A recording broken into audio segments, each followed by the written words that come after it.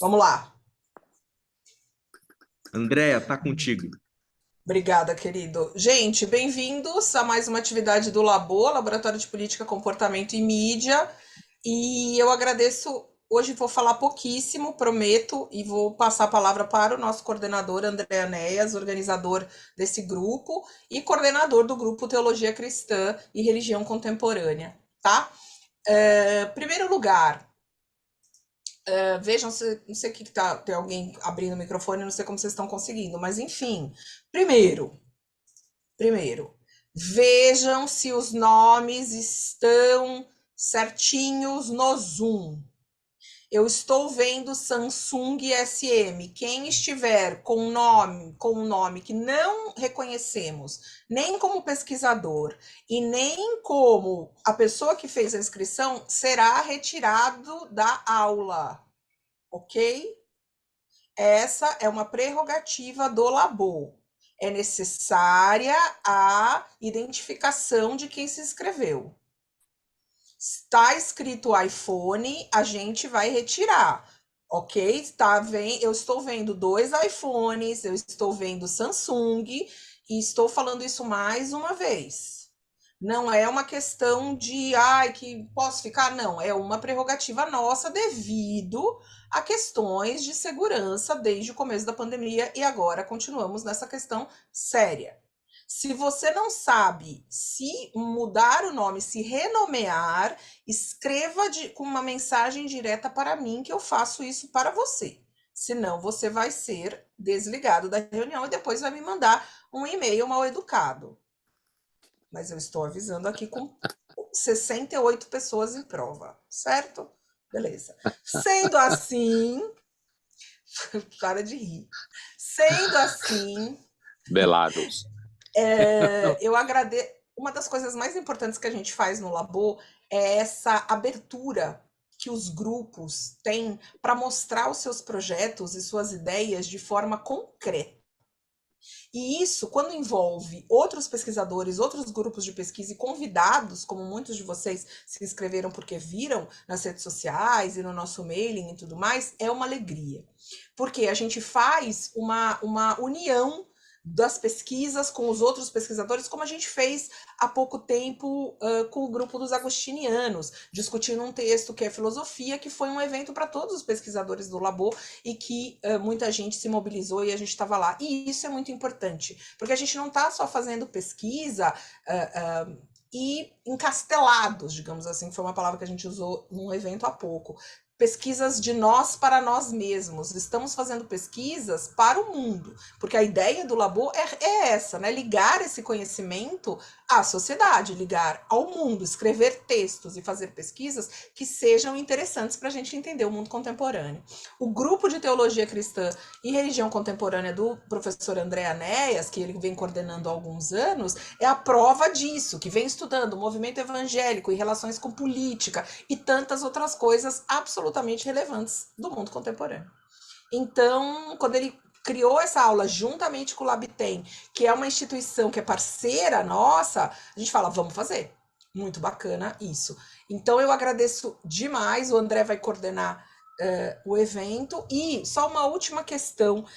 Eu sei que muitas pessoas vieram pelas redes sociais do Labtem, do Labo, etc. Mas a gente tem um mailing também. Então, quem quiser colocar o nome no mailing, pode colocar na mensagem diretamente para mim ou pode colocar, pode mandar um e-mail para o Labo, porque a gente também sempre informa pelo mailing, tá bom? Temos eventos presenciais, temos Arena Labo dia 25, temos lançamento de livro dia 26 e temos muitas coisas para vocês participarem ainda este semestre. Obrigada, André. Obrigada, Pondé. E seguimos. Andréia, mais uma vez, obrigado. Eu quero agradecer aqui o Labo por sempre proporcionar esse espaço para a gente, como eu estava dizendo aqui antes da gravação, fazer essas coisas tão legais, poder discutir assuntos que nos interpelam, que nos interessam, né? Então, o Labo tem sido esse espaço, esse lugar, e sou muito grato aí por poder coordenar o grupo de Teologia Cristã e Religião Contemporânea ao longo desses anos. Quero agradecer o professor Pondé por ter aceitado imediatamente fazer essa aula aqui, dar essa aula para a gente sobre mística cristã oriental, que é um assunto que me é tão caro, né? Embora eu não seja nenhum especialista, o assunto da mística me é caro, me interessa muito, e trabalhar ela em chave oriental eu acho que é muito importante, muito pertinente, e ter o senhor aqui dando essa aula para a gente, com certeza vai ser muito, muito proveitoso. Eu quero agradecer todo mundo que está participando, aqui em nome do Labtem também, Laboratório de Teologia, Espiritualidade e Mística, que é uma instituição aí que nasce com essa intenção de ensinar teologia de uma maneira desromantizada. E eu me lembrei de um encontro, Pondé, quando estávamos você, Andréia e o Faustino, em uma das lives que a gente fez alguns anos atrás, aí no meio da pandemia, e o Faustino, eu perguntei para o professor Faustino o impacto de estudar mística. E eu me lembro que na ocasião ele respondeu alguma coisa como: olha, depois que eu fui para a mística, eu peguei todos os meus livros de teologia e vendi, tirei da minha biblioteca porque eles não me serviam para muita coisa a mais, né? Então, essa é a ideia do Labtem, né? A partir da questão da mística, estudar teologia simplesmente sem uma chave apologética, né? Simplesmente para entender como que a teologia funciona, como que ela pode ser construída de uma maneira plural. E a mística, eu acho que ela tem essa potência de nos ajudar a desromantizar aí esses anseios mais apologéticos, né? E estou muito feliz de poder discutir aqui, na verdade, ouvir o professor Pondé, que é um grande especialista em mística, para quem não sabe, né, com uma contribuição significativa nos estudos de mística no Brasil e fora dele, e que trabalha, né, de maneira assim com muita competência a mística cristã oriental. E sem mais delongas, vou passar a palavra para o professor Pondé. A gente vai ter aí mais ou menos até umas 7 horas o professor falando, e na sequência um momento de perguntas aqui, de interação com o público. Então fica à vontade para fazer a sua questão no chat, a gente vai tentar dar conta de tudo, e eu vou tentar me segurar e me conter aqui também para deixar vocês perguntarem, tá bom? Professor Pondé, mais uma vez, muito obrigado, uma honra. Bom, boa tarde a todos, agora oficialmente. Eu quero agradecer ao André, a Koga, vocês todos que estão aqui. Quero agradecer ao André especificamente pelo convite e também, como ele acabou de dizer, é uma oportunidade, eu imagino, para muitos de vocês que estão aqui, de saber que eu conheço um pouco de mística, né? Que já trabalhei muitos anos mística, que é normalmente, digamos assim, uma área de meu interesse que é pouco conhecido para quem me conhece por conta da atividade mídia e imprensa, né? Digamos assim, porque mística não é um assunto que você consegue lidar na grande imprensa, na grande mídia, né? De fato, eu durante um bom tempo me dediquei à mística feminina medieval ocidental, né?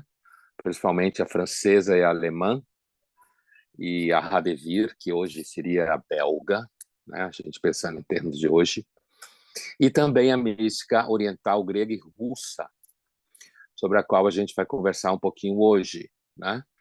E assim, eu vou fazer algumas referências ao longo da nossa conversa, mas eu não vou ficar citando especificamente um autor ou outro, mas eu vou ficar citando obras, mas eu fiz essas referências bibliográficas, e se depois alguém quiser, eu mando para o André, e o André pode...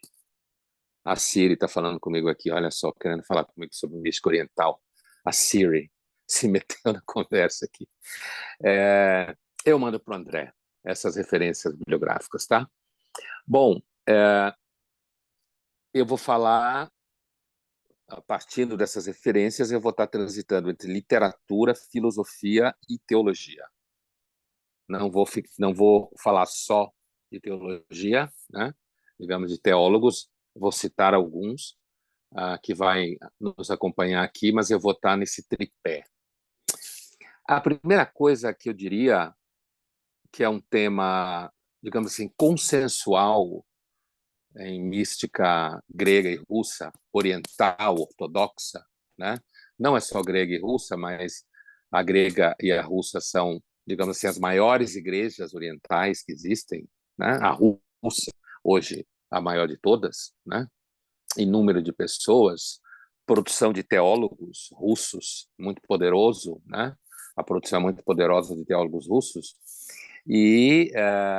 mas há um consenso de primeira, lembrando o que o André citava do Faustino, né? O Faustino e eu fizemos cerca de 10 encontros anuais sobre mística durante, basicamente, de 2001 até 2011, mais ou menos, 10 anos, com alunos lá da Federal de Juiz de Fora e da PUC, orientando os meus. Produzimos muitos livros juntos, né? Muitos textos sobre mística. E a primeira coisa que eu diria consensual, ligado ao que o André citou do Faustino, é que na mística oriental, a ideia de teologia apartada de mística não existe. Né? A ideia de que existam duas disciplinas, uma seria a teologia, outra a mística, não existe. Não existe no sentido da raiz do que faz alguém poder ser teólogo. Né? A ideia de que um teólogo não é alguém que, digamos assim, faz mestrado, doutorado em teologia, se forma numa faculdade de teologia e produz, digamos assim, um pensamento teológico a partir de uma sistematização racional, né, acadêmica.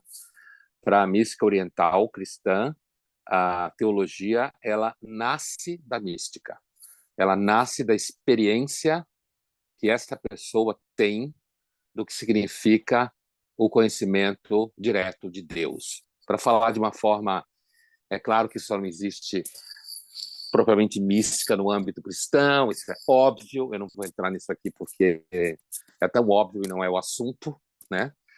Existem formas diferentes, a expressão é claramente de origem grega, né? Ela nos remete à ideia de algo que é escondido, né? Se você for aí rastrear as origens da expressão, ela é, no seu início, utilizada, antes de tudo, para se referir a camadas que seriam escondidas da revelação judaico-cristã, portanto, ela é aplicada na sua origem a textos, digamos assim, né? A ideia de que a experiência mística seja alguma coisa que pessoas têm, né? Ela vai precisar, já no Oriente, isso já aparece de forma clara na polêmica que eu vou fazer referência aqui entre Barlaam e Palamas, isso século XIV. Barlaam era um teólogo grego, calabrês, mas grego, de formação, de língua, né? Século XIV, tá? E ele tem uma longa polêmica com um teólogo que provavelmente grego macedônio, Gregório Palamas, muito ligado ao Monte Athos, que é a montanha sagrada da teologia grega, já há muito tempo, né? Mas, por exemplo, um filósofo estudioso da filosofia medieval muito conhecido chamado Alain de Libérat, ele, em um dos seus livros sobre a Idade Média, que está traduzido em português, que é a tradução direta em português é Pensando a Idade Média, que no seu original francês, Pensée au Moyen Âge, tem duplo sentido, porque é tanto pensar na Idade Média quanto pensar sobre a Idade Média, quanto pensar em estando na Idade Média, né? Portanto, como é que era o intelectual na Idade Média? Ele está falando justamente disso. Mas tem uma passagem em que ele, falando de místicas, uma famosa mística medieval francesa chamada Marguerite Porret, que eu me dediquei bastante a ela, ele faz uma referência que se você chegasse no meio de Paris no século XIV, em que ela viveu e foi queimada na fogueira no começo do século XIV, se você chegasse no meio de Paris e falasse a palavra mística, o que os intelectuais e teólogos da época iam pensar que você está falando do livro Teologia Mística do Pseudo Dionísio, né? Não seria tanto a ideia de que uma pessoa é mística e, portanto, tem, digamos assim, aquela abordagem psicológica que vai ser construída na mística, principalmente a partir do século XVI, em releitura do século XVI e XVII.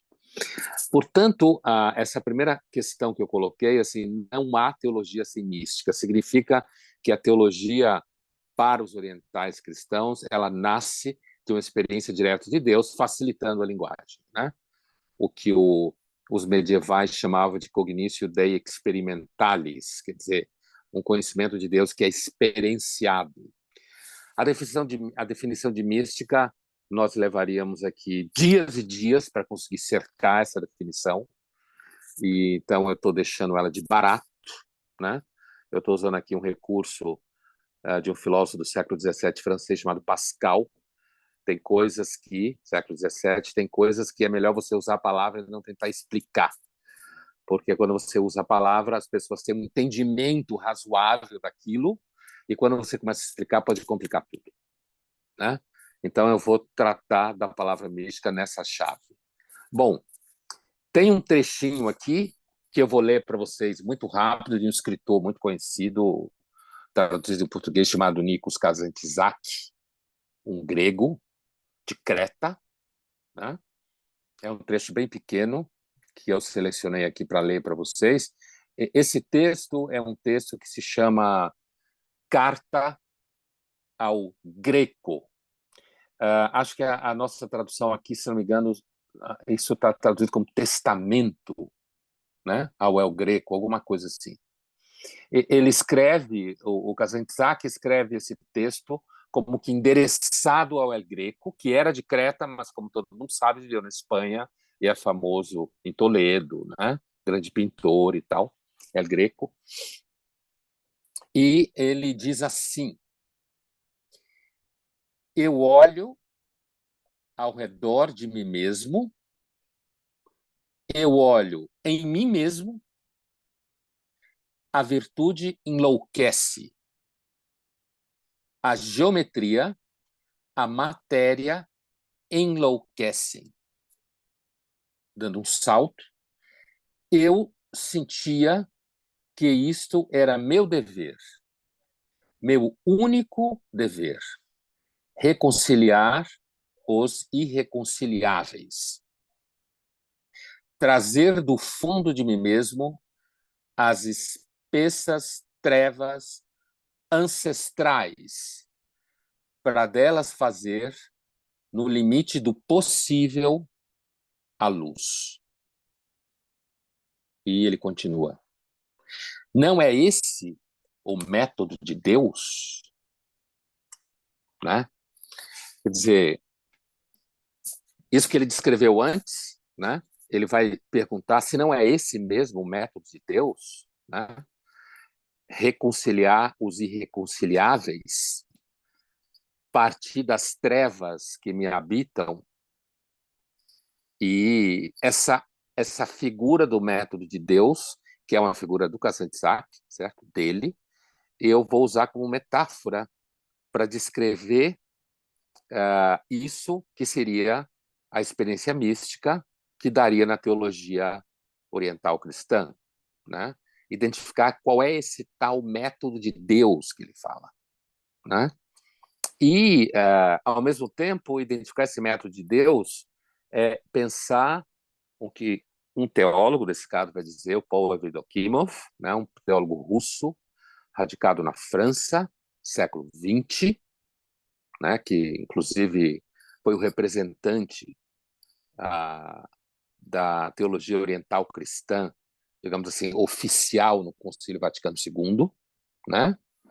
E ele, no seu livro sobre antropologia ortodoxa, ele está se referindo ao cristianismo oriental, né? Antropologia ortodoxa, ele vai dizer que a antropologia ortodoxa, ou seja, a concepção de ser humano, né? A concepção do que a gente poderia chamar, sem entrar no mérito da questão, que aí também seria outro problema, de natureza humana, que é uma palavra vespeiro em filosofia, né?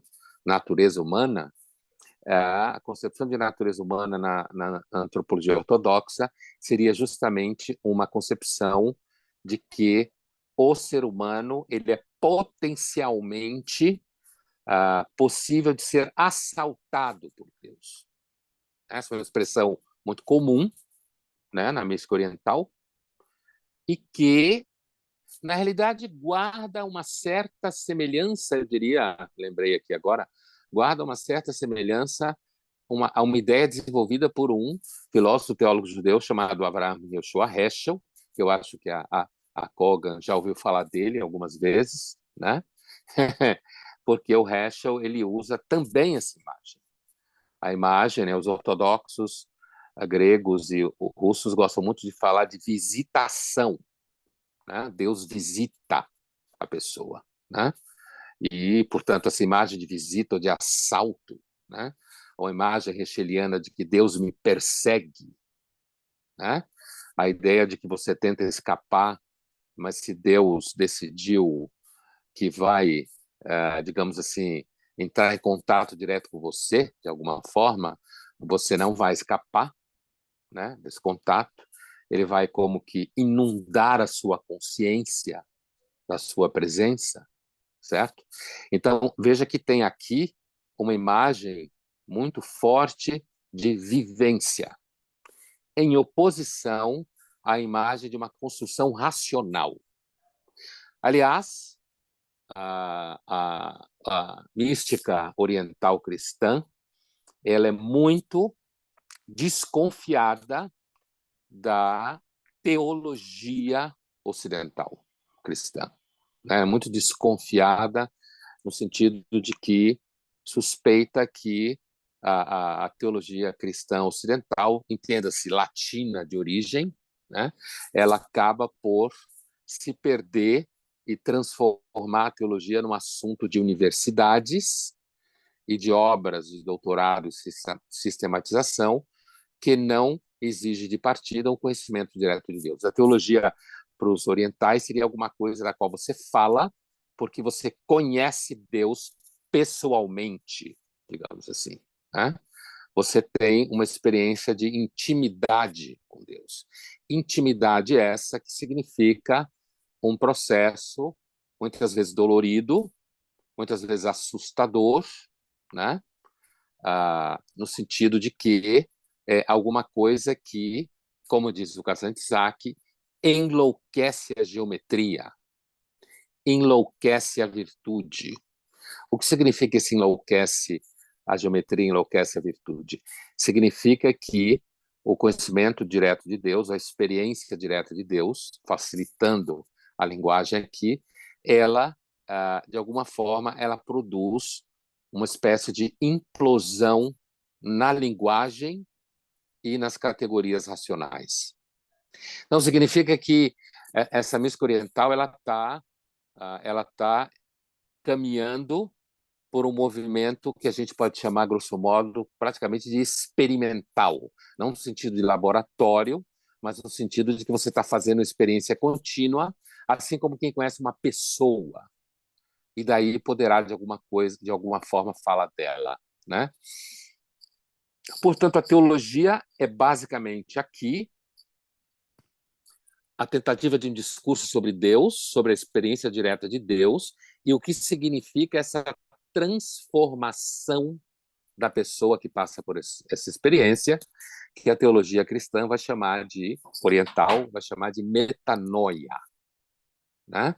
Metanoia significa, numa tradução simplista, um processo em que o intelecto vai além do próprio intelecto, né? Ele ultrapassa o intelecto compreendido como razão natural, antes de tudo, né?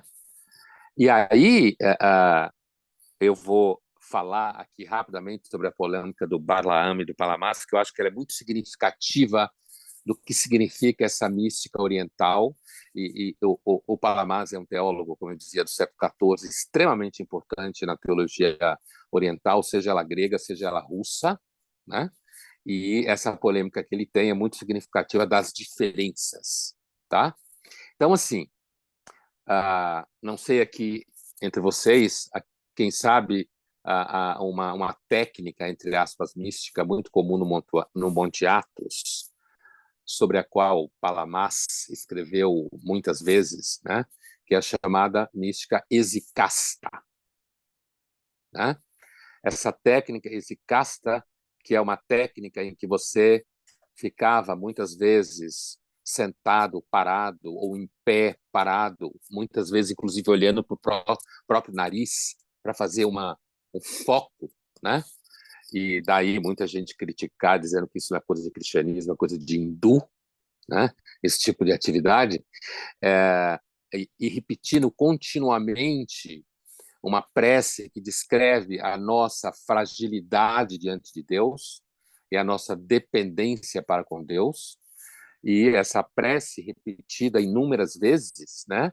Ela seria uma espécie de ferramenta para que você conseguisse entrar nesse território das trevas em que Deus se escondeu, né? Essa imagem no cristianismo antigo, né, que a gente conta, por exemplo, Gregório de Nissa, né, que é uma figura, os gregos, eles entendem que o cristianismo mais original é o deles, né? Esse é um entendimento comum na teologia grega, né, oriental, de que eles estão muito mais colados na patrística original, né, grega, inclusive, né? E de que, portanto, essa imagem que o Gregório de Nissa fazia de que Deus teria se colocado nas trevas, vivia nas trevas, essa imagem de trevas vai ser muito importante na mística oriental, né? A ideia de que você, para conseguir chegar à experiência direta de Deus, você tem que fazer um atravessamento do deserto. Essas imagens são muito comuns, né?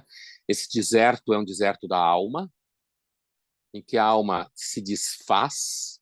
Inclusive, um autor, que é um autor que me é muito caro, um autor russo chamado Dostoiévski, né?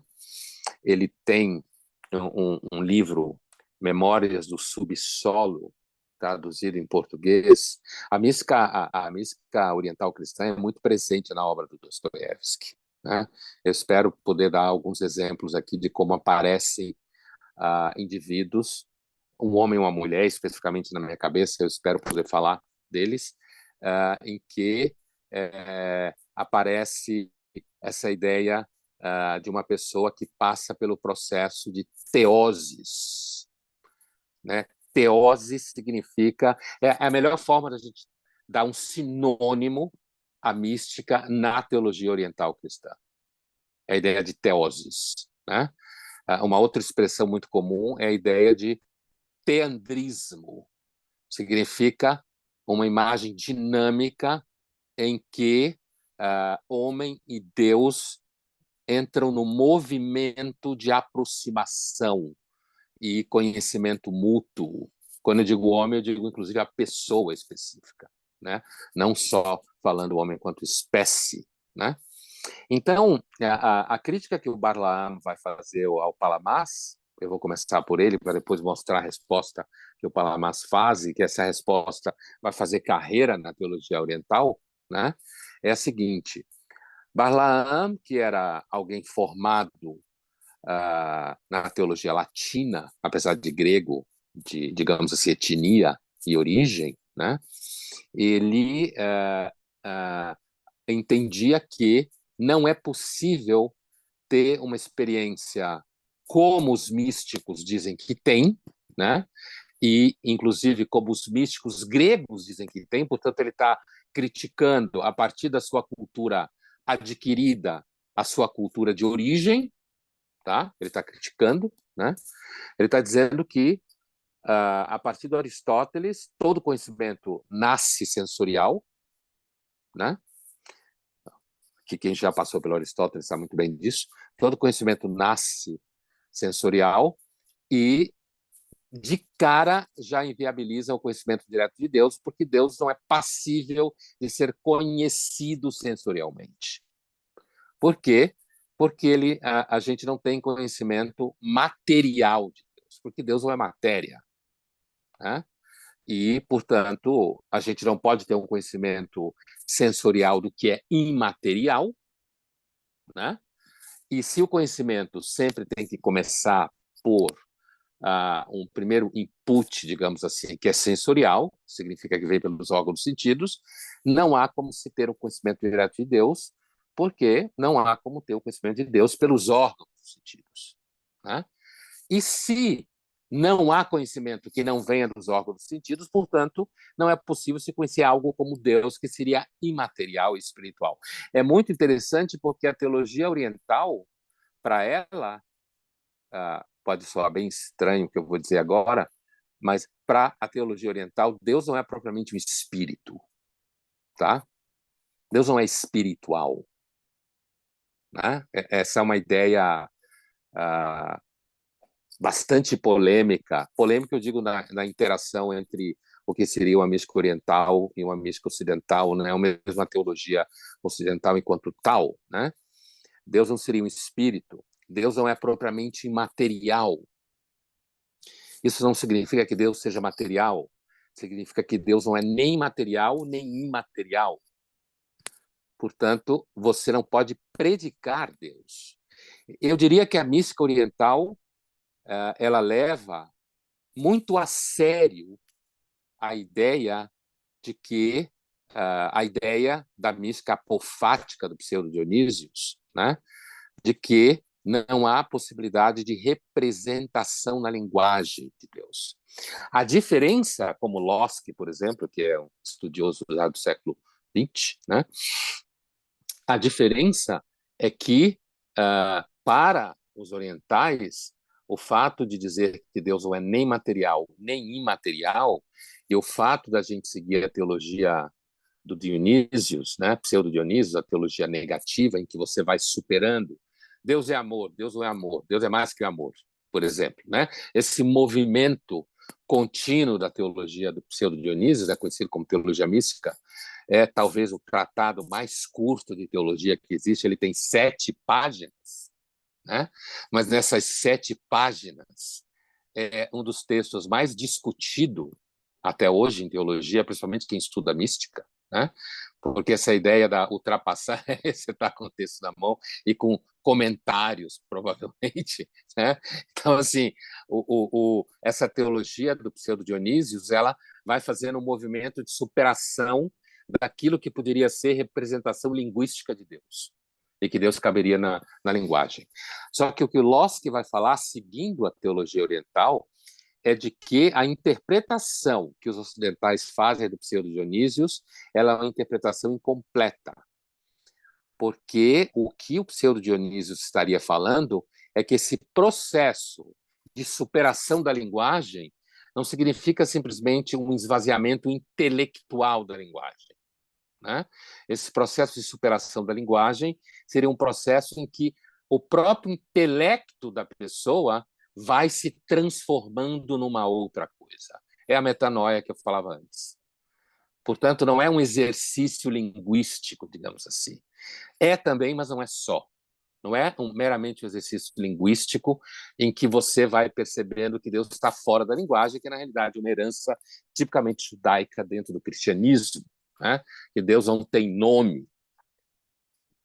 A palavra Deus seria, como é muito comum na teologia oriental se dizer, um mero vocativo que nós utilizamos para poder chamar Deus, de alguma forma, né? E não o nome de Deus ou o que ele é. E aí eu estou dizendo isso porque o Barlaam ele vai usar a teologia do Pseudo-Dionísios para dizer que tão pouco intelectualmente é possível se conhecer Deus. Portanto, não existiria conhecimento nem sensorial nem intelectual de Deus, né? Se Deus está fora da linguagem, o intelecto não conhece. Se o intelecto não conhece, os órgãos dos sentidos não conhecem, se você não conhece. Essa é a ideia, né? Não tem como estabelecer um conhecimento. Ele vai dizer, olha, portanto, o conhecimento de Deus só é possível indiretamente, simbolicamente, através dos livros revelados, através do estudo desses livros revelados, certo? E jamais a ideia de que você pode simplesmente, digamos assim, topar com Deus ou ele visitar você, como os ortodoxos falam com frequência, né? E veja bem, na antropologia oriental existe uma ideia muito forte. Essa ideia é ligada, por exemplo, a Máximo Confessor, mas assim ela é uma ideia que na antropologia ortodoxa do Evdokimov ela aparece, como referência, né? Não é ele que criou isso, é de que a identidade da pessoa só existe na graça. Quer dizer, você só existe porque a graça de Deus lhe dá consistência ontológica. Ou seja, a nossa existência ontológica é completamente dependente de Deus. Então, o que o Palamás vai responder, reunindo essas coisas que eu falei aqui para vocês? O Palamás vai dar uma resposta que aparentemente é muito simples, né? Ele vai dizer o seguinte: a ideia de que Deus não se comunica com o corpo humano, né? A ideia de que Deus não é passível de ser conhecido pelo intelecto humano, na realidade é passível de ser conhecido pelo intelecto humano em metanoia, quando o intelecto humano ultrapassa as categorias racionais, né? Ou quando o intelecto humano sai da luz natural, né? Ou da geometria, como fala o Kazantzak, né? Veja que ele diz que a geometria e a virtude enlouquecem, não é só a geometria, né? A geometria enlouquece significa a forma racional do cosmos enlouquece, né? O enlouquecimento da virtude significa que as próprias virtudes compreendidas como esforço racional enlouquecem. Isso me lembra um trecho de uma mística alemã, Mechtilde von Magdeburg, que foi outra mulher que a gente discutiu bastante durante muito tempo na PUC, né? Século XIII, né? Provavelmente morreu no finalzinho do século XIII ou no comecinho do século XIV, em que, num dado momento do seu livro sobre a luz fluente de Deus, que é o seu grande livro místico, ela usa uma expressão que é que a mística ela caminha sobre as cinzas das virtudes. Isso sempre deu muita discussão, né? E a discussão era: os místicos estão fora da ética, fora da virtude, né? O místico não faz contrato social. Eu lembro especificamente que eu tinha uma orientanda chamada Gabriela Bal, né? Com muito tempo na PUC com a gente, fez mestrado e doutorado sobre a mística helenista, né? Começando do Plotino, em que ela se batia muito com essa ideia de que o místico, quando eu dizia, olha, o místico é perigoso, ele não faz contrato social, né? No sentido de que ele não é movido pela geometria e pela virtude racional. Por quê? Justamente porque ele é assaltado por esse enlouquecimento, né? Que fala o Kazantzak, que chama de método de Deus. Método de Deus aqui significa o método que Deus usa, seja para ter feito a criação a partir das trevas, do caos e das trevas, tá? Seja para o entendimento da forma como Deus nos dá a conhecer, fazendo com que a gente o encontre no meio das trevas. É disso que eu me referia quando eu fiz a rápida menção ao Memórias sobre o Solo Dostoiévski, que quando você lê, né, e conhece um pouco de teologia oriental, você entende que o Dostoiévski ali, o personagem dele, está fazendo uma espécie de autodemolição que é muito comum no texto místico oriental, né?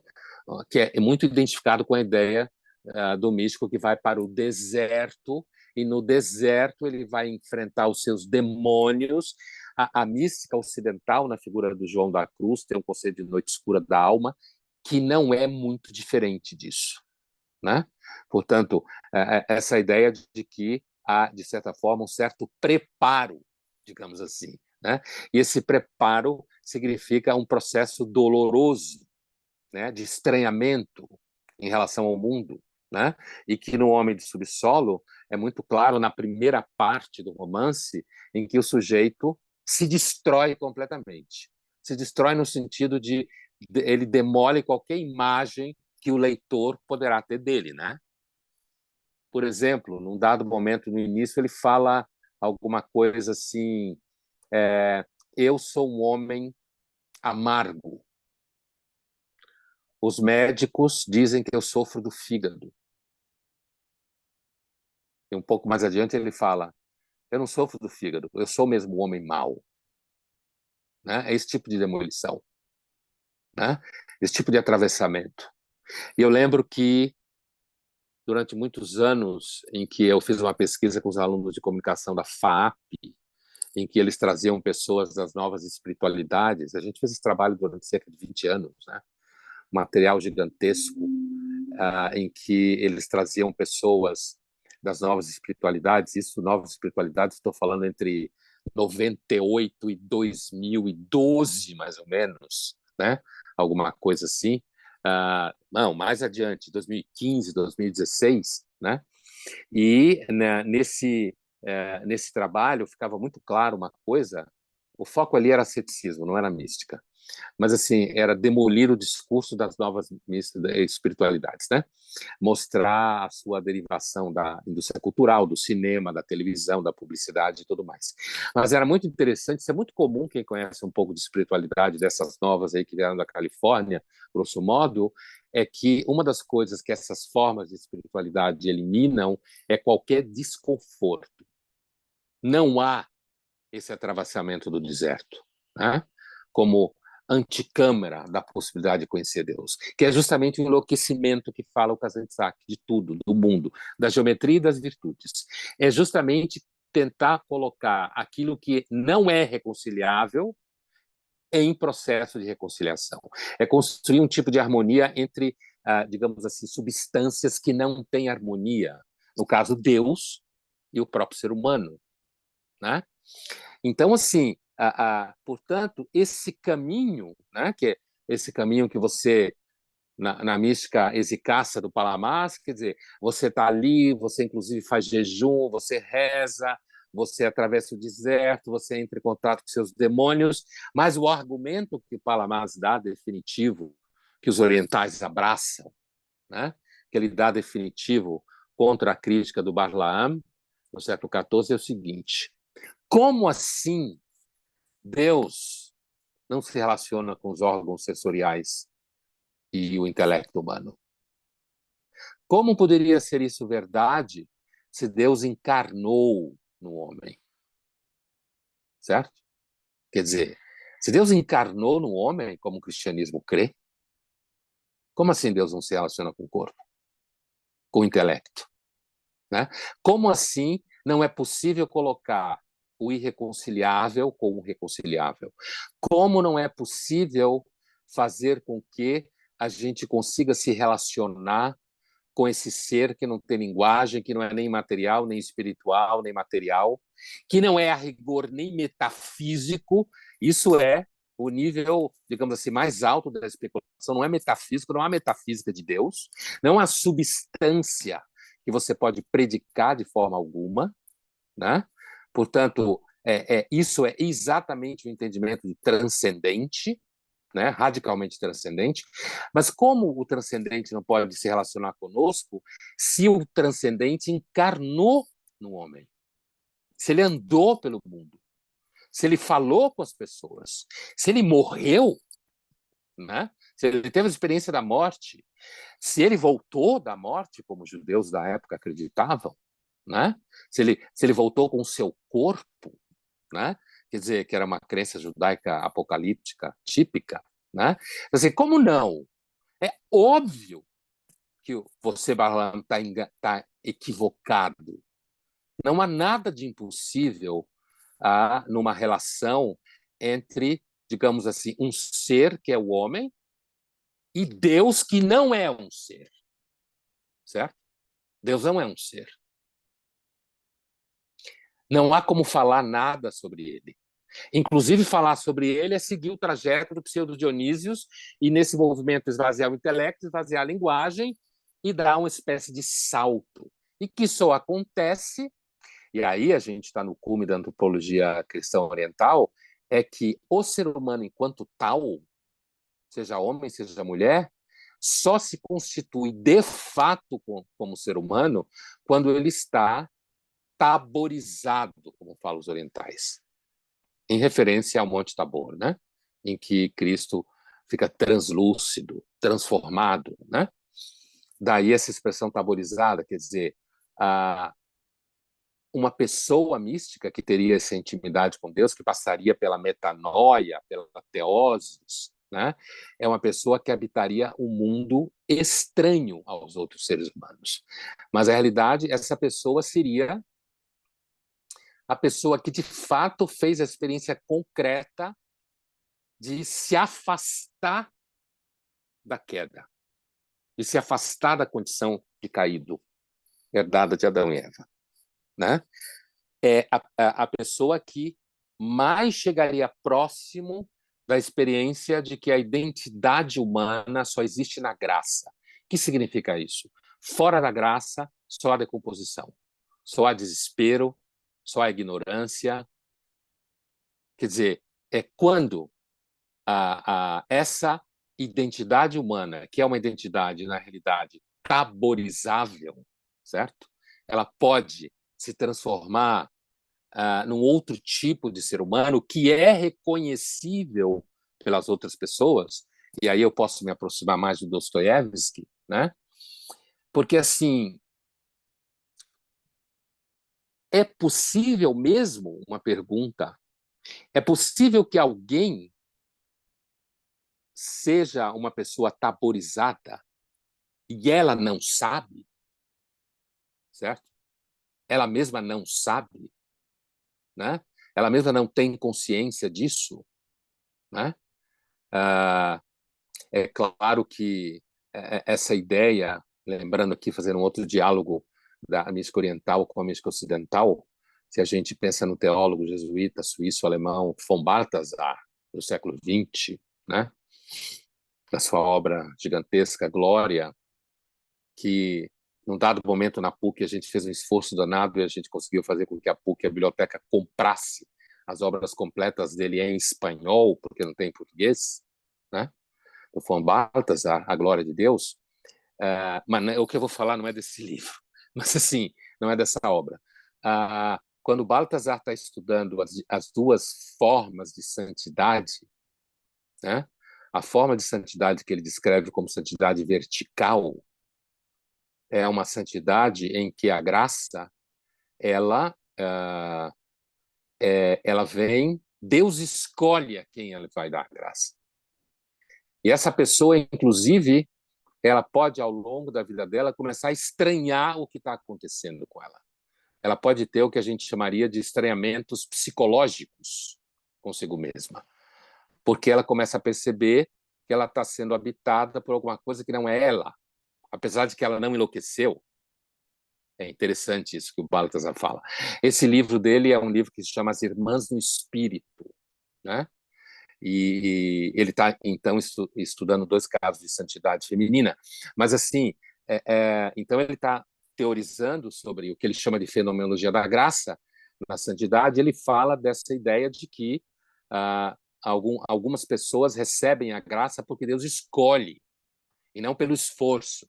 Ele casa Agostinho com o Pelágio, de certa forma, falando uma linguagem grosseira, teológica, né?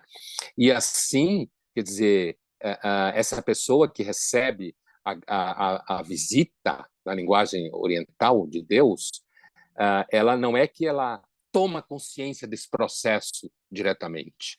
É um lento, gradual e possivelmente sofrido processo, né?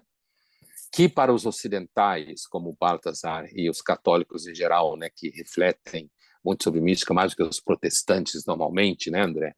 Então, assim, a, a, a ideia de que essa invasão mística não destrói a personalidade da pessoa. Isso é fundamental na mística católica, né? Ela não destrói. Essa é a diferença, né? A diferença, por exemplo, da ideia de que você deve tomar cuidado com Deus, porque se ele chegar muito perto, você pode pirar, como acontece no judaísmo, né? Essa suspeita de que Deus é alguma coisa que você fica querendo encontrar, assim, não? Porque se encontrar, de repente, você vira pó, você se desmancha, né? Pois muito bem.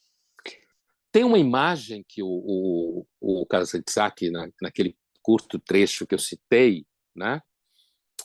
Em que ele está falando no mesmo livro sobre a carta ao El Greco, em que ele fala da imagem do El Greco. Quem lembra das pinturas do El Greco, os objetos das suas pinturas parecem pessoas que estão sendo consumidas pelo fogo, certo? Você lembrar aí das obras do El Greco, né? Ou se você jogar no Google, você vai ver. Parecem pessoas que estão sendo consumidas pelo fogo. São pessoas que parecem estar sendo esticadas, assim, né? E sendo consumidas pelo fogo. Essa imagem de ser consumida pelo fogo, o Kazantzakis usa para descrever o que seria a visitação daquilo que a teologia oriental usa, e o Palamas também, das energias incriadas de Deus, que é representada como luz. Só que o que acontece? Quando essas energias incriadas, que é de fato com o que a gente se comunica, porque a gente não é Cristo, certo? Não somos igual a Cristo, né? Então, a gente se comunica com essas energias incriadas de Deus, que é muito próximo da ideia do Espírito Santo, como se fala no Ocidente, né?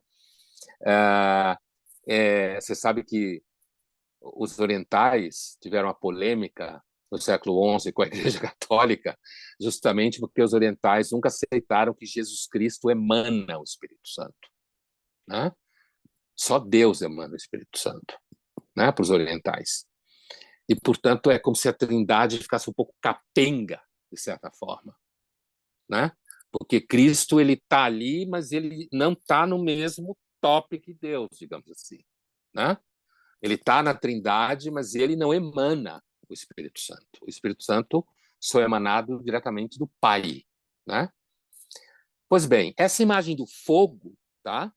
Que o Kazantzakis reflete a partir da pintura do El Greco, e a edição francesa dessa obra traz justamente uma imagem de El Greco sendo consumido pelo fogo, né?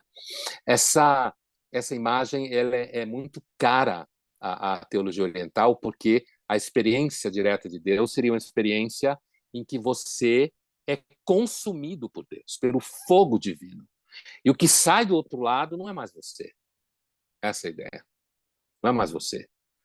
É essa pessoa que eu disse, inclusive, que pode ser reconhecida pelos outros, apesar de que ela não reconhece a si mesma dessa forma. Ela pode se sentir estranha, né? Mas essa iluminação, como Dostoiévski fala do seu personagem Minsky, né? Quem quiser ter um conhecimento de mística oriental sem ter que ler teólogos orientais, eu recomendo fortemente O Idiota, do Dostoiévski. O Minsky, o idiota, né? O idiota na teologia oriental não é uma pessoa besta, tá? O idiota de Deus é alguém que está tão consumido por Deus que os outros, às vezes, têm a impressão que essa pessoa é idiota, que ela não sabe direito o que está fazendo, ela não sabe o que ela está falando, ela parece que funciona numa vibe esquisita, né? E pode parecer idiota. Essa é uma imagem da teologia oriental, tá? O idiota de Deus, que na Rússia é muito forte essa imagem, o idiota de Deus. Esse idiota, o príncipe Minsky, ele é descrito no romance como alguém que é em si obscuro as pessoas não entendem direito quem ele parece não ter nenhum interesse em si mesmo, né? Tem uma passagem do romance que ele conhece logo no começo um sujeito no trem, quando ele está indo da Suécia de volta para a Rússia, né? Ele é um príncipe. Na Rússia, príncipe não significa que você é filho da rainha, tá? Príncipe na Rússia é o título mais alto de nobreza, tá bom? Acima de todos os títulos. Ele é um príncipe, né? E ele, então ele está conversando com o sujeito está falando dele mesmo, né?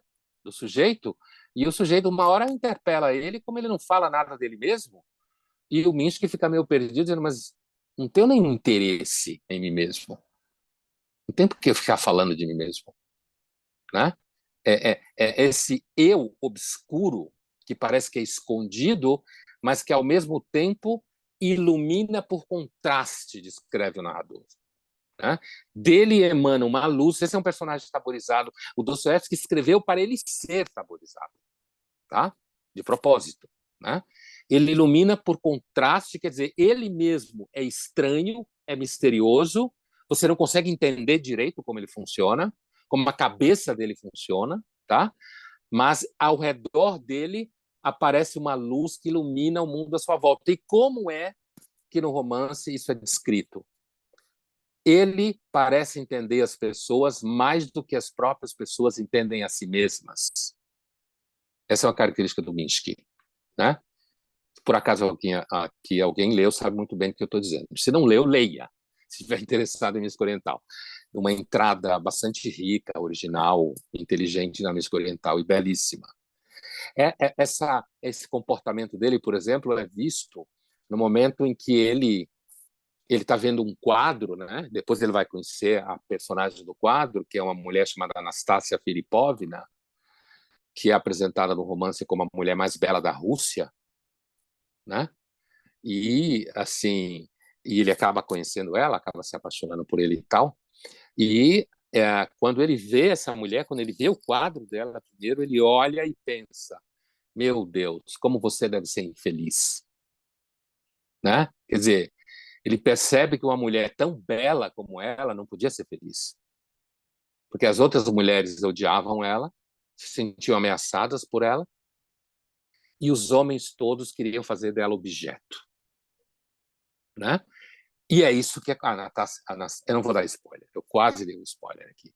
Mas, assim, a evolução da personagem ao longo do romance, Anastasia Filipovna, né, que é a personagem feminina protagonista da história, né, ela, ao longo do romance, você vai percebendo que o diagnóstico que o Minsky faz é completamente o diagnóstico correto de como ela se sente e como ela vai se perdendo de si mesma porque Deus deu a ela um dom que é uma maldição. Ela é muito mais bonita do que qualquer outra mulher conhecida, né?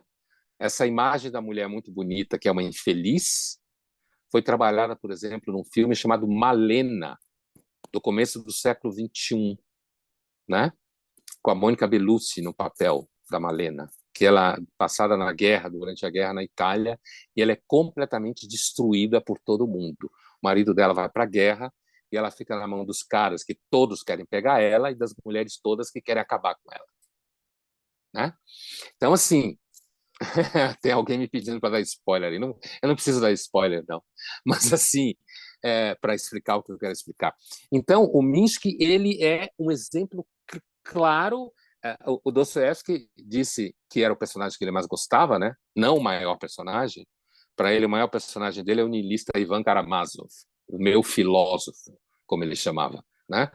O Minsky é um personagem, ele chama de o Cristo russo. Então, ele está pensando justamente no que é um místico e ele descreve, talvez a melhor descrição na literatura do que significa um místico oriental, né? Você convivendo com o místico oriental e as pessoas se batendo, né? Ele, inclusive, em outros momentos, ele desarticula com a presença dele mentiras sociais. Essa é a característica da luz dele. Diante dele, as mentiras começam a cair. E, por último, né, eu tenho que parar para ouvir perguntas, porque 7h30 eu tenho o Jornal da Cultura hoje. Então, assim, uma outra personagem claramente tabuizada é a Sônia, do Crime e Castigo. Né? A Sônia, né? A protagonista feminina do Crime e Castigo, que é outro romance do Dostoiévski, né? Normalmente mais lido, normalmente é o livro de entrada no Dostoiévski, que é Crime e Castigo, né? Para quem nunca leu Dostoiévski, eu acho que não é a melhor entrada é a Memória sobre Solo, com certeza. Mas, assim, a Sônia é uma prostituta. A prostituição na Rússia é uma indústria gigantesca, sempre foi e continua sendo, né? E a prostituta mais cara do mundo, né, de maior valor no mercado, né? E o Raskolnikov, o famoso personagem Raskolnikov, ele acaba conhecendo ela, se envolvendo com ela. Aparentemente, ela se envolve romanticamente com ele, né? E eu, durante muito tempo, esse semestre eu não estou usando Dostoiévski, mas Dostoiévski eu estou, mas não Crime e Castigo, com os alunos de graduação da FAP. Mas quando eu explico a Sônia é uma personagem tabuizada, você não entende ela direito, né? Ela é prostituta, mas ela tem pena dos clientes. Ela é prostituta para sustentar seu pai bêbado e sua madrasta escrota, mas ela não tem raiva de ninguém, certo? E aí eu faço um teste com os alunos sempre, e eles sempre bombam no teste. Não vi nunca, eu não vou fazer com vocês aqui, tá? Mas eu nunca vi ninguém passar nesse teste da Sônia, tá? O teste é o seguinte: que conselho você daria para a Sônia? Tendo lido o romance, conhecido a história dela, né? Visto como ela sofre, inclusive em sendo prostituta e sendo maltratada pela madrasta, o pai bêbado, o pai leva ela para tirar a carteira amarela, a carta amarela, que é um documento na Rússia que as prostitutas tiram quando elas passam por exames médicos e aí elas cobram mais caro, que existe até hoje, né? Então, assim, é, o teste é o seguinte: que conselho você daria para a Sônia? Nenhuma exceção, todo mundo fala: vai embora, minha filha. Mata a sua madrasta, esses são os mais dramáticos. Os mais light é vai embora. Né? Larga a mão de ser idiota. Né? E aí, você se dedicando a esse Raskolnikov idiota, né? Ele vai para a Sibéria preso porque ele se entrega, porque ele tem uma crise de consciência monstruosa, né?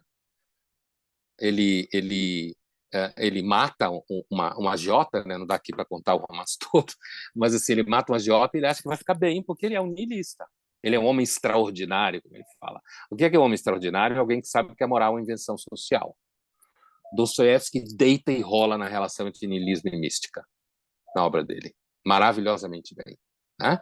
Eu sou um homem extraordinário, eu sei que os valores foram criados pelos homens, portanto, foda-se os valores, e aí eu posso matar uma mulher que é uma agiota escrota, não vai fazer falta, e eu ajudo o mundo, porque agiotas não merecem viver. E aí ele mata, ele acha que depois vai para o cinema, ficar bem, né? Não no cinema, mas...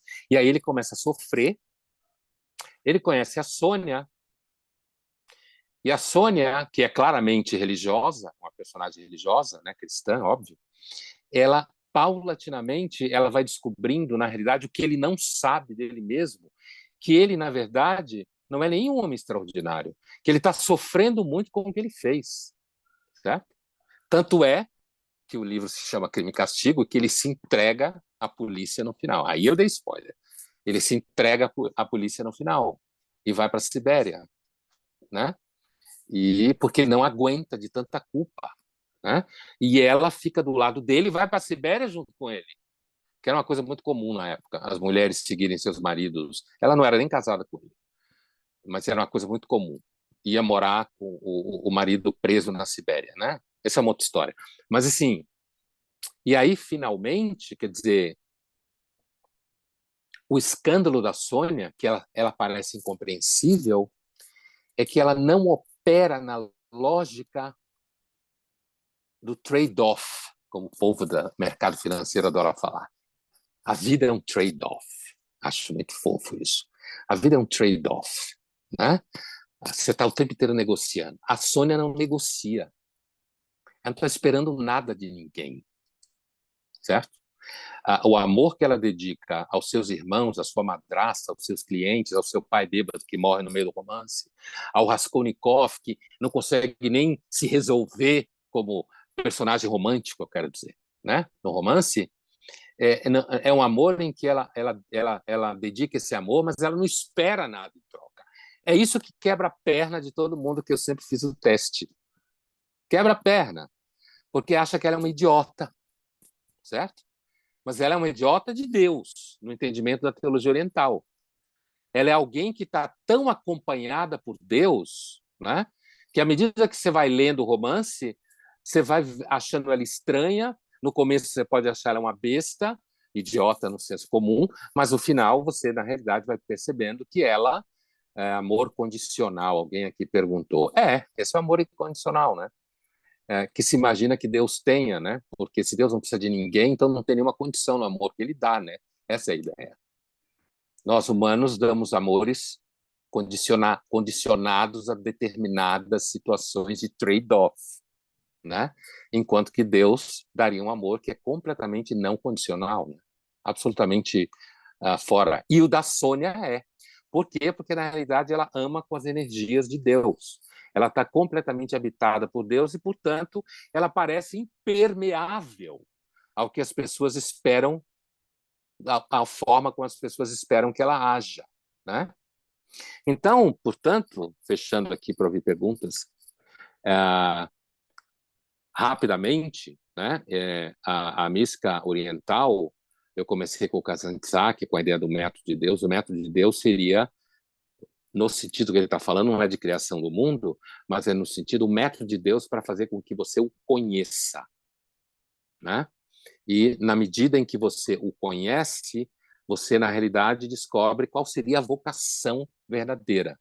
Descobrir quem é você na graça, no presente. A sua identidade nunca é constituída a não ser quando você finalmente conhece Deus cara a cara. Mesmo que você não perceba, as pessoas à sua volta vão percebendo antes de você que você é uma pessoa esquisita, que não age da forma que seria esperado. Bom, vamos parar aqui.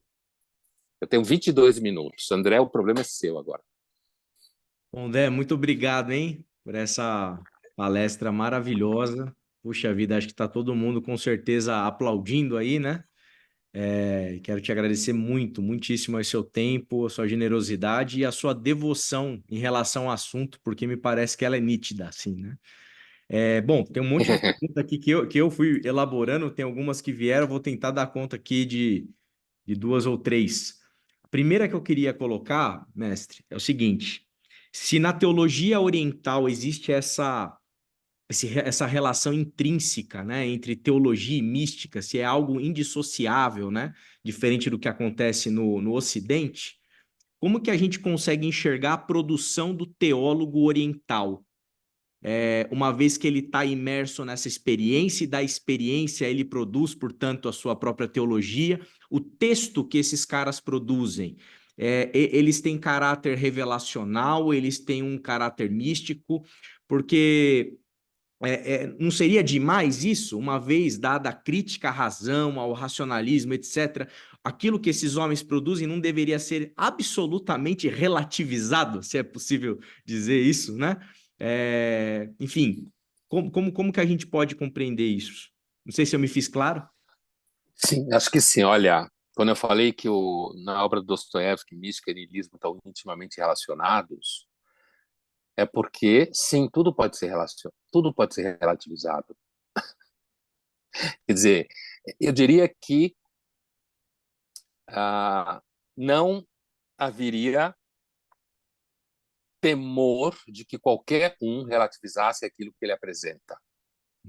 Na prática, eu aqui acompanhando o Evdokimov, Vlossky também, eu faria uma síntese, mas a frase foi eu que inventei, mas é inspirada neles, a frase que eu vou falar para vocês. A mística oriental cristã, ela é uma espécie, é claro que quem conhece o Heschel vai ver que, na realidade, eu estou aqui com o Heschel na cabeça, né? Porque o Heschel é muito próximo dessas posições. Porque, na realidade, a mística oriental ela tem um pezinho no judaísmo muito forte nesse sentido, né? Judaísmo bíblico, né? O texto base, né, da fé é judaico, né? É hebraico. Completamente, né? E assim, na realidade, o Palamás achava que o Balaam estava confuso porque ele era helenizado demais. O Palamás pensa isso do Balaam, ele está muito grego, no sentido de filosófico, né? Muito helenizado. E o helenismo dele não permitia ele entender isso. A mística oriental cristã era uma espécie de cultura do patos. Olha o resto aí. Cultura do patos, né? Quer dizer, os textos eles são assistemáticos, né? Os textos eles não são textos que tentam estabelecer uma suma, digamos assim, grosso modo, né? E eles estão relacionados uns com os outros como se eles perfazem uma espécie de, vou usar uma palavra que está na moda hoje, rede, né? Eles perfazem uma espécie de rede em que os vários relatos dialogam entre eles mas cada um deles é absolutamente pessoal. Mas não é pessoal no sentido psicanalítico, tá? Não é essa a questão. É pessoal no sentido da personalidade daquela pessoa mística que viveu as energias incriadas de Deus. A transformação que ela passou, a transformação que Sônia passa, não é a mesma transformação que Minsky passa, né? Mas Minsky e Sônia se reconhecem, certo? E os dois personagens não são escritores, né? Mas os teólogos russos que se põem a descrever, fazer teologia, como se fala, eles estão completamente imersos nas experiências pessoais. É claro que existe uma unidade nisso tudo, que é o cristianismo enquanto tal, né? Eles estão se movendo numa cultura, numa linguagem, num conjunto de conceitos, né? Estão dentro de um momento histórico largo, né? 2000 anos, grosso modo, mas assim, então eles estão inseridos numa coisa, eles não caíram do céu, né? Não é alguma, eles não estão falando alguma coisa que o outro não entenda o que ele está falando, de onde ele parte, né? Aquilo que em epistemologia de mística se fala, todo o relato místico é, na realidade, um texto que parte de uma certa linguagem dentro de uma determinada cultura, né? Ainda que o místico quebre o tempo inteiro e fale que ele não está, mesmo o modo dele quebrar está dentro da cultura em que ele está. Isso é análise epistemológica de mística, né? Que é muito comum se fazer em discussões epistemológicas da mística. Mas, portanto, essa rede de cultura do patos, desses diálogos, não há intenção. E aí vem uma coisa interessante, né, André, que assim, o foco do teólogo, que é o mesmo místico no cristianismo oriental, não é propriamente fazer apologética, no sentido que a gente fala no Ocidente, né? Não é propriamente fazer apologética. A intenção dele é falar da experiência e da transformação pela qual ele passou. E, ao fazer isso, ele pode converter pessoas, né? Ele pode converter. Tocar pessoas, como a gente fala, né? É muito possível. Mas essa ideia do relativismo, sabe, tem um autor, filósofo russo, que viveu entre o século XIX e XX, morreu por volta dos anos 40, Berdyaev, muito influenciado pelo Dostoiévski, né? Berdyaev. Inclusive, os especialistas em Dostoiévski discutem se o Alyosha dos irmãos Karamazov, né? O Alyosha dos irmãos Karamazov seria Solovyov e o Ivan Karamazov seria o Berdyaev. Mas isso é discussão de especialista, né? Dostoiévski nunca falou isso, apesar que conhecia os dois. Mas, assim, o Berdyaev ele tem um conceito, André, que é o conceito de liberdade incriada. A liberdade incriada nasce da contingência. Isso está presente em todos nós, portanto, a gente pode se perder a qualquer hora, porque parte da nossa raiz ontológica é a contingência. Deus nos tirou do nada, do vazio, do contingente, e a gente carrega isso dentro de nós, né? A opção que nós temos é nos tornarmos livres como Deus, portanto, criador. Quando você lê o Berdyaev, né, você sente o cheiro de Nietzsche. Não precisa sentir o cheiro de Nietzsche, que ele confessa. Ele confessa a influência do Nietzsche. Ele tenta casar Nietzsche com Dostoiévski, que é uma coisa que muita gente tenta, o próprio Nietzsche tentou, né? E é uma tentativa que muitos especialistas em Nietzsche tentam fazer, né? Casar o Nietzsche com Dostoiévski. Mas, assim, por quê? Porque nós somos ontologicamente nada. Deus nos tirou do nada, portanto, o nada está em nós o tempo inteiro. O que a gente consegue, e é possível, é viver essa liberdade incriada que vem do nada, né? Vivendo-a como uma liberdade de Deus, ou seja, uma liberdade de criar e de não viver a partir de espiritualidade patrimonial, como falava o Berdyaev. Espiritualidade patrimonial é aquela herdada, familiar, da igreja, da congregação. O Berdyaev chamava isso de gnóstico, né? Esse sujeito que faz esse caminho. Por que eu te disse isso? Porque não há como eliminar o risco do ceticismo, do vazio, do nada. É por isso que o Dostoiévski ele olha no olho do niilismo na obra dele, até o fim. É como se isso fosse parte do processo do deserto. Entendeu? Bom, vamos ver outra pergunta, senão eu fico o tempo inteiro respondendo uma só. Tem uma, eu vou tentar juntar aqui umas duas aqui que tocaram mais ou menos nesse elemento, que é a questão interreligiosa, o diálogo interreligioso e o diálogo ecumênico. Assim, tendo em vista essa epistemologia, né, que relativiza até mesmo chamar Deus de Deus. Eu acho que é quase uma coisa assim, meio que o melhor teólogo dentro desse contexto fica em silêncio, né? Silencia, não fala nada, né? Para falar desse mistério. Tem como não cair, né, no diálogo ecumênico, no diálogo interreligioso, até mesmo nessa lógica, né? Não é uma lógica proselitista como no Ocidente, né? Seria um caminho inevitável. Daí uma pessoa no chat coloca aqui até a possibilidade de fazer um contraponto com Vedanta, né? Acho que cultura hindu, né? Em que usa a razão como discernimento, né? Então, quando vê uma miragem de um rio e no asfalto, e essa propriedade racional promove o discernimento, no qual não se acrescenta nada, apenas elimina a ilusão desse rio. E a partir daí se pretende chegar em uma base fundacional de ser e do mundo em sua unidade, através de uma forma de se dar conta, através de um quesito racional como meio e não como fim, né? Ele tenta fazer, acho que, uma conexão, e outra pessoa colocou também uma relação, talvez, de mística oriental com o sincretismo helenístico, né? Influências da hermética sincrética helenística. Como que o senhor enxerga isso? Faz sentido pensar dessa maneira ampla? E, principalmente, como que a mística, os cristãos orientais, eles resolvem isso?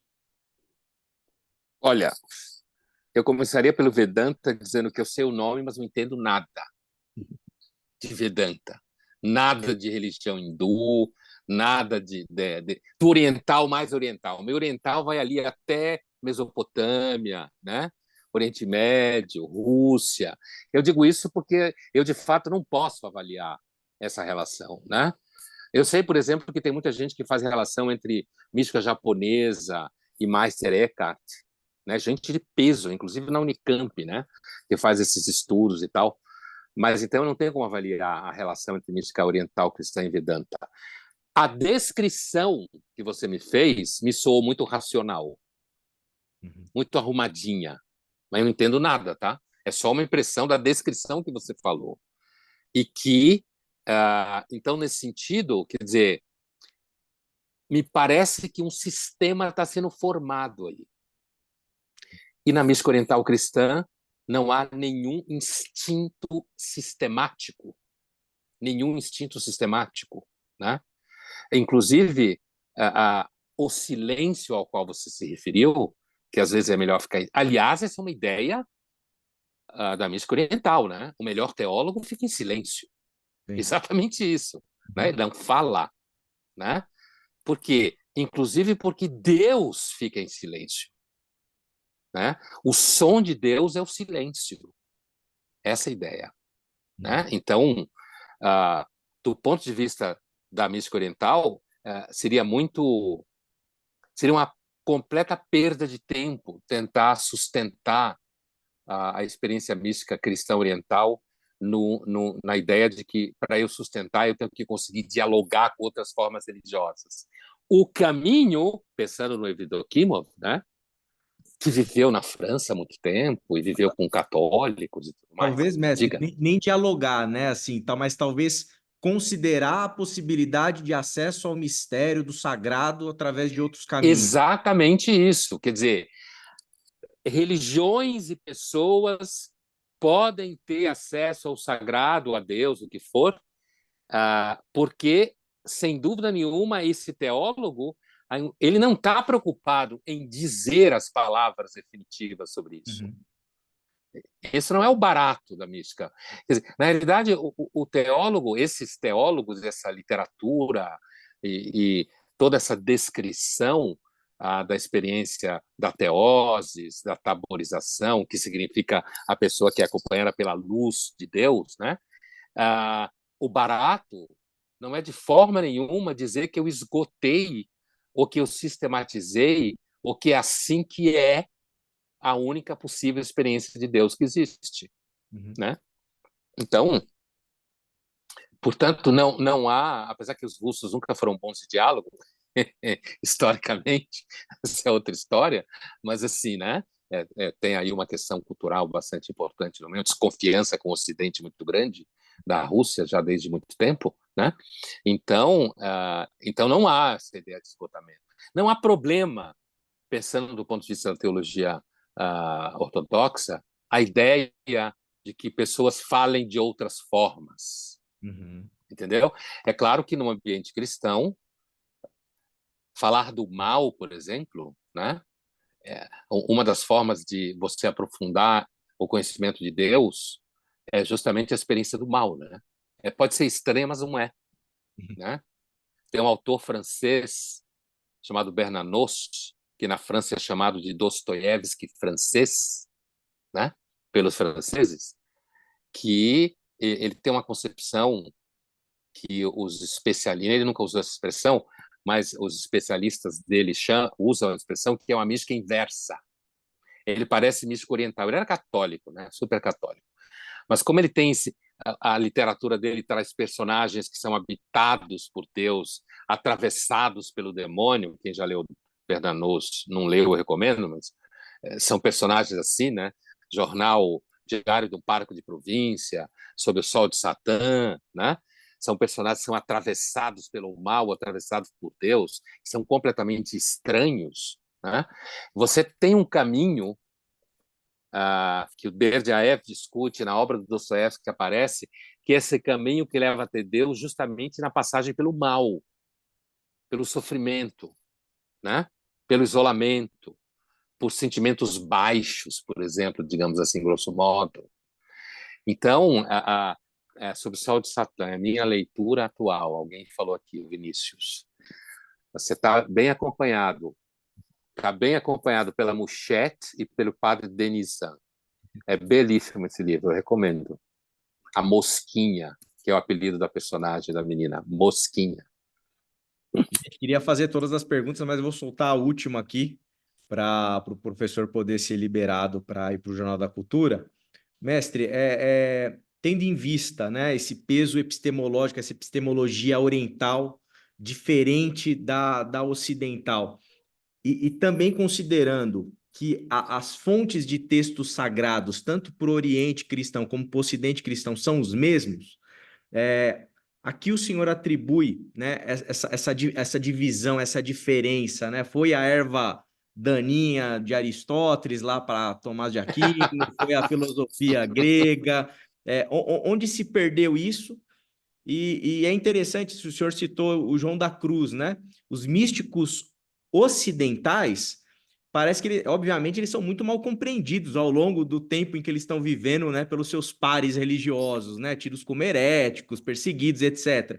Mas parece que eles foram capazes de discernir um tipo de conhecimento fora, né, daquela caixinha na qual eles estavam inseridos, né? Onde que aconteceu esse descompasso, tendo em vista que as fontes, né, como o Bernard McGuinn fala, elas são razoavelmente as mesmas, né? E aí, se o Então, senhor puder, para fechar esse ponto, né, o que o Ocidente ele tem a aprender, né, desse tipo de epistemologia? O que a gente ganha com isso? olha,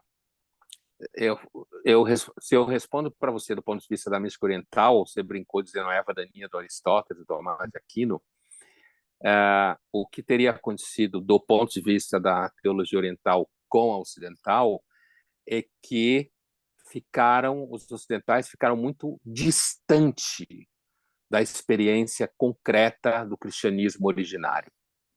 Os orientais entendem que o cristianismo deles é o verdadeiro, por isso eles chamam de ortodoxo, né? É o verdadeiro, né? E no caso dos gregos, sem dúvida nenhuma, alguém aqui, não sei se perguntou para mim sobre mistérios eleusianos ou hermetismo, o que for, né? A Grécia sempre teve experiências iniciáticas muito fortes, fora da filosofia, né? Platão chegou um pouco perto disso, mas assim, fora da filosofia. Então, a teologia oriental, ela é mais grega e não grega filosófica. Isso Ela está isso mais acho do que é lado da importante, né, tradição. distinguir, né? O Lossky vai criticar É, muito, né, a questão quando ele discute a questão da Trindade, justamente falando que ele não quer essencializar a Trindade, né? Por isso que exatamente. preserva-se a monarquia do Pai. A ideia de essência para o oriental é uma erva daninha, Uhum. né? Justamente essa coisa de pensar na essência, porque paralisa. Você está fazendo metafísica, você está pensando na substância, né, primordial, na essência e tal. Então, isso, sem dúvida nenhuma, é um entendimento claramente oriental sobre, digamos assim, os erros, grosso modo, né, do que os ocidentais teriam mergulhado na discussão de essência e teriam ficado numa espécie de masturbação intelectual sobre o que seria, de fato, o cristianismo na sua origem, né? Agora, no final você fez mais uma questão. Qual foi, André? É o que o Ocidente tem a aprender com esse tipo de Aprender. lógica, esse tipo de raciocínio. Aprender. Então, a minha impressão, eu sempre tive isso transitando pela mística oriental, é uma das coisas que pode parecer muito estranha, é não achar que nós representamos um progresso muito grande em todas as coisas, né? Porque a ideia de progresso, essa ideia de que a gente consegue estabelecer um conhecimento racional e a partir daí a gente pode criar todo um outro mundo, né? Isso pode ser construído a partir de uma perspectiva completamente abstrata. A mística oriental, ela é cristã, portanto ela está preocupada com os pobres, está preocupada com o sofrimento, não está preocupada com as mesmas coisas que o cristianismo se preocupa desde a sua origem, né? Mas há muito pouca engenharia conceitual na mística oriental, né? E essa ausência de engenharia conceitual me parece que é algo que a gente do lado de cá pode aprender, porque é uma forma completamente diferente de você enxergar o mundo, né? Porque Platão disse para nós que a gente tem que enxergar o mundo através dos conceitos. Esse é o trabalho do filósofo, né? Enxergar a partir da noemata, dos conceitos, né? Do intelecto e tal. E para a mística oriental, o autoconhecimento, como está na moda falar, ou conhecimento, ele só de fato começa a acontecer, inclusive o autoconhecimento, quando a gente consegue, de alguma forma, se aproximar da consciência de que nós não temos, inclusive, nem consciência se não for uma dádiva de Deus. Certo? Isso significa identidade na graça, que é uma ideia tão forte na mística oriental, né? A identidade não é dada por nós mesmos, nem por nenhuma psicologia, mas sim porque Deus dá a graça de você ser alguém. Ao mesmo tempo, eu diria que a mística oriental é muito mais difícil você pensar o mundo sem Deus na mística oriental do que no mundo ocidental.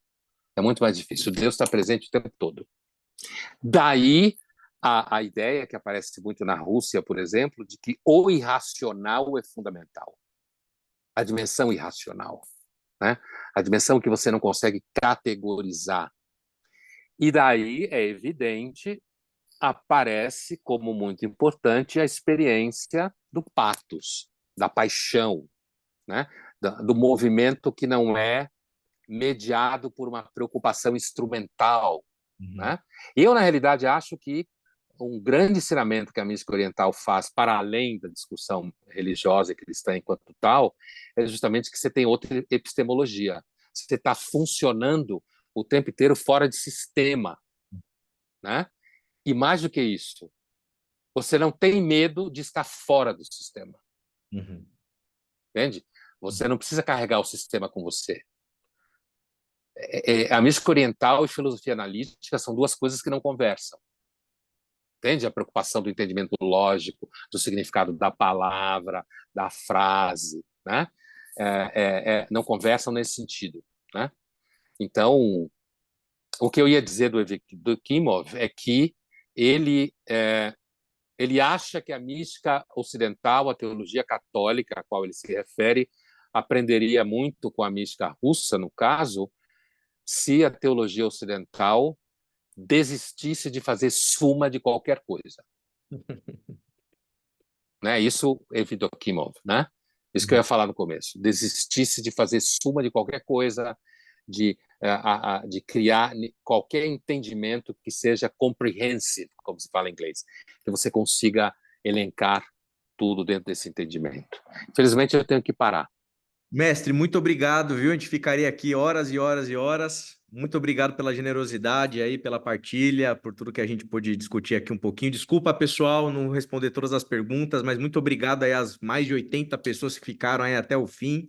Andréia, muito obrigado você também aí por esse espaço maravilhoso, essa parceria boa, frutífera. Ótima noite para todo mundo. Muito obrigado, André. Andréia, olha só, Andréia e todos vocês que estão aqui. Boa noite. Valeu, gente. Obrigado Tchau, pela tchau. visita. Tchau, tchau.